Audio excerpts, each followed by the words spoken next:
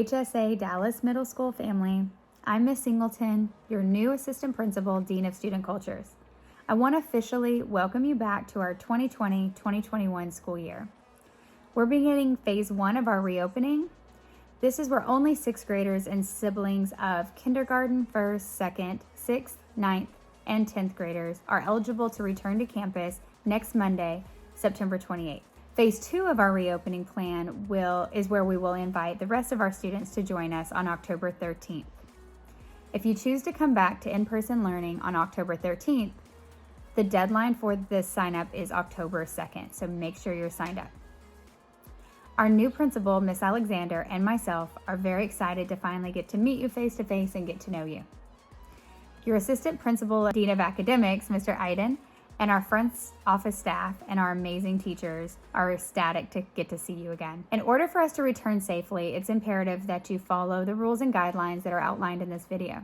Let's start with the morning drop-off. Students may arrive to school between 7:45 and 8 a.m. Door number 1 is for students who are walking to school. Any person entering the building must be wearing an approved face mask. We ask that you bring your own, but if you don't have one, it's okay, we will provide one for you.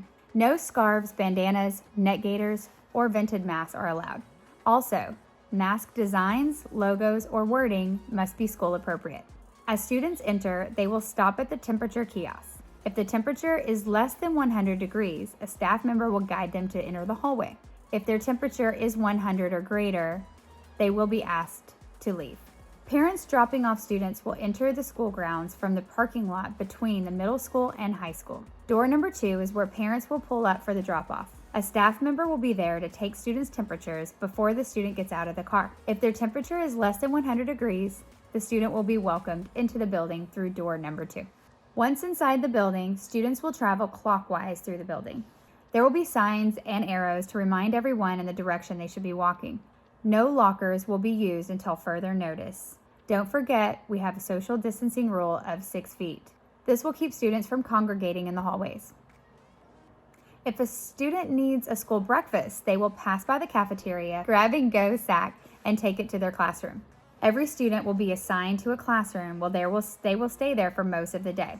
They may transition only to their language class or PE classes where they're escorted by a staff member. Now let's talk about the expectations in the classroom.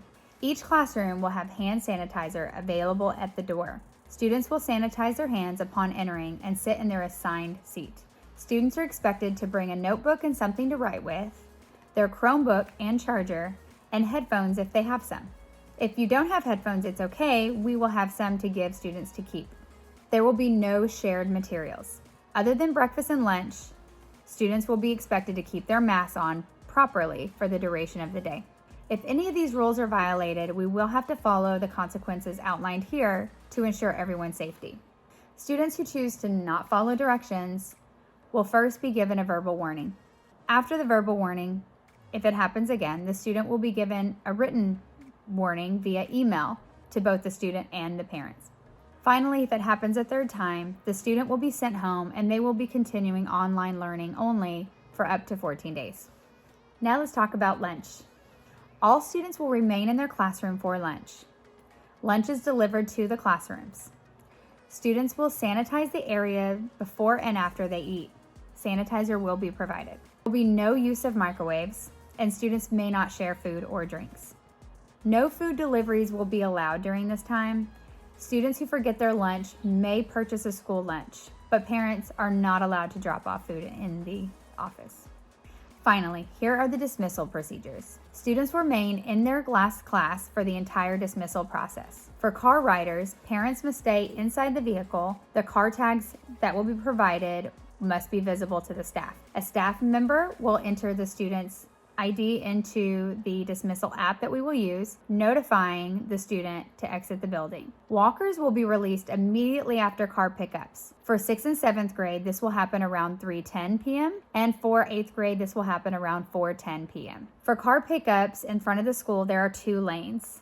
The right side is for waiting and the left side is for passing. If a parent chooses to walk up to pick up their student, there will be a walk-up station placed on the basketball court. There will be markings on the ground for social distancing while you wait. All students must be off campus no later than 4:15, unless the dismissal is taking a bit longer. Anyone left on campus after this time will be given the same consequences as before. So that's our plan. If you have any questions, please feel free to email me at ssingleton@harmonytx.org or Miss Castillo at kcastillo@harmonytx.org, or call the front office at 972-234-9993. We can't wait to see you all. Have a safe weekend.